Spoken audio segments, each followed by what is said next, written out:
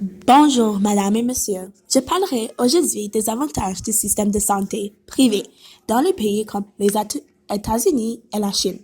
Ma partenaire, Anna, va débattre de la raison pour laquelle les soins de santé universels sont plus favorables. Les soins de santé sont un droit universel que tout le monde devrait avoir la possibilité de recevoir. L'assurance, euh, L'assurance maladie privée donne aux consommateurs plus de liberté avec leur santé. Cela donne également aux consommateurs la tranquillité de l'esprit de savoir exactement quand ils pouvaient être admis pour une chirurgie et des autres traitements médicaux essentiels qui pouvaient prendre plus longtemps avec le système public.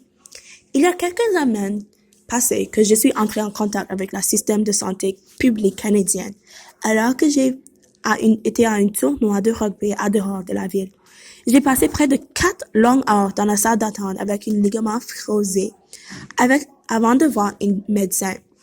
Des études ont montré que beaucoup de gens se retrouvent à attendre plus longtemps que jamais pour recevoir l'aide qu'ils ont besoin. La durée de séjour de service d'urgence pour la personne admise à l'hôpital en 2016 à 2017 a été haut de 11% par rapport de l'année précédente. Selon les données de l'ICIS, qui a basé sur plus de 11,2 millions de visites de départements d'urgence à travers l'année dernière, 90 des visites au service d'urgence en duré plus de 32,6 heures, ce qui signifie qu'une personne sur 10 a attendu plus longtemps. Personne ne devrait avoir l'impression de ne pas recevoir l'attention nécessaire lorsqu'il vient chercher de l'aide. Les systèmes de soins de santé dans les endroits comme les États-Unis permettent une couverture plus portable de soins de santé. Il est vrai que le système de santé canadien aide à couvrir les traitements médicaux, mais il y a encore des services qui doivent être payés à partir de votre propre poche ou par l'assurance. Lorsque vous travaillez dans certains emplois, vous obtenez une assurance qui vous permet de couvrir les choses que le gouvernement ne fait pas, comme la soins dentaires. Si vous perdez ou quittez votre propre emploi, vous perdez aussi la couvrage qui vient avec. Le système privé est différent. L'assurance n'est pas liée à votre emploi en tant que vous payez vos frais, il vous couvre. Votre assurance serait là pour vous quand vous en besoin. Avoir des soins de santé gratuits peut sembler agréable car vous n'avez pas à glisser votre carte chaque fois que vous rencontrez un professionnel, mais cela ne signifie pas que quelqu'un ne paye pas. Dans de nombreux cas, c'est vous indirectement et les gens qui n'utilisent même pas le service qui se trouvent payer la facture.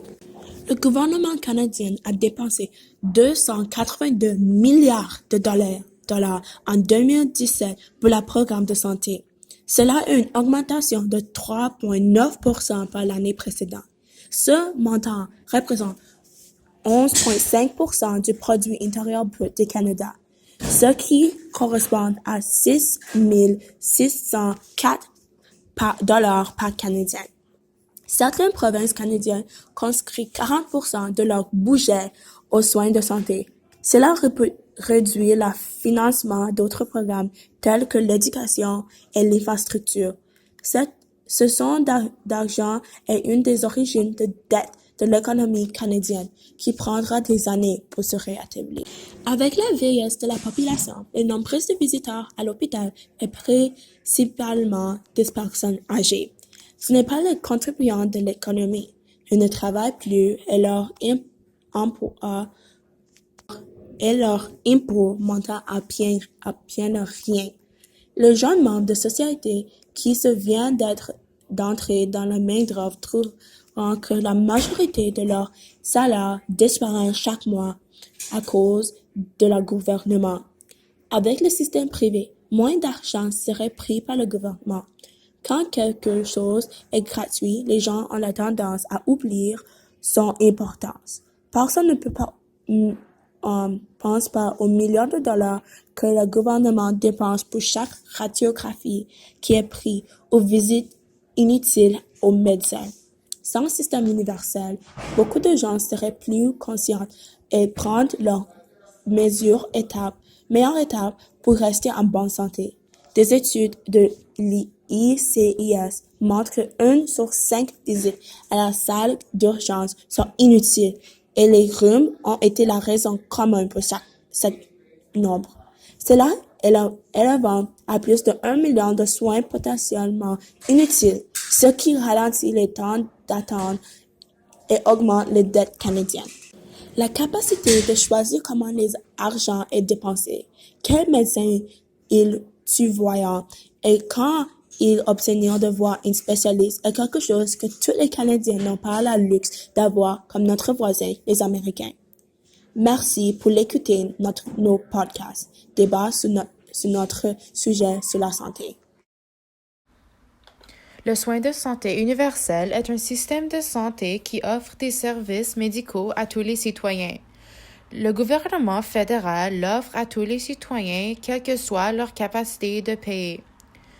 Je crois que le Canada doit continuer le plan de santé gratuit pour 5 simples raisons. La santé gratuite, ça réduit les coûts des soins de santé pour l'économie, ça donne le pouvoir au gouvernement à contrôler le prix des médicaments et des services médicaux, ce qui réduit les coûts pour les citoyens.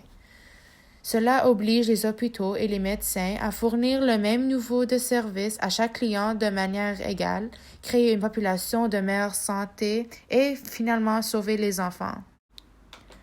Lorsqu'il y a un système de soins de santé, le gouvernement a l'autorisation de négocier pour meilleur prix de médicaments à tout, ce qui leur donne la permission à contrôler des prix et des services médicaux, et ceci va baisser le coût des soins parce que les services et les médications ont tendance à être plus bas. De plus, ça élimine les coûts administratifs liés aux relations avec différents assureurs privés. Tout cela aide aussi les médications car ils se font payer plus d'argent par le gouvernement. La santé gratuite oblige les hôpitaux et les médecins à fournir le même niveau de service à chaque client de manière égale. L'avantage de ce point est que cela offre aux citoyens qui ne peuvent pas payer les soins de santé les services dont ont besoin. Ce système fournit des services de base pour tous les citoyens et cela ne discrimine personne. Cela aide les personnes qui n'ont pas d'emploi ou ont d'autres difficultés à obtenir des soins de santé lorsqu'ils en ont le plus besoin. Ce point peut être le plus important car tout le monde y a l'accès, peu importe le statut social ou le montant d'argent dans la banque.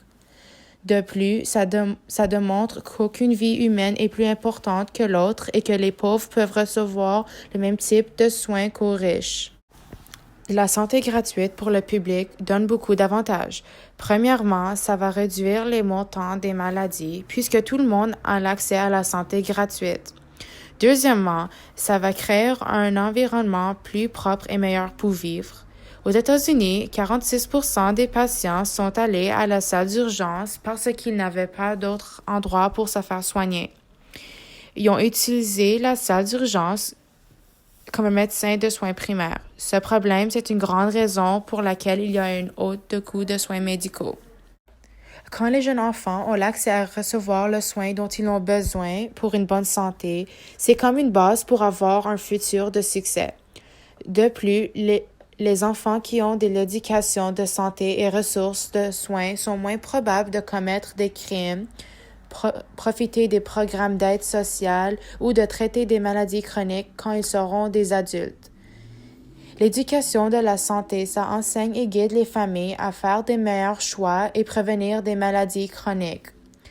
Pour conclure, la santé gratuite pourrait avoir beaucoup d'avantages comme réduire les coûts de soins pour l'économie, changer les prix des médicaments, tout le monde reçoive le même niveau de service, puis améliorer la santé publique et finalement sauver beaucoup d'enfants.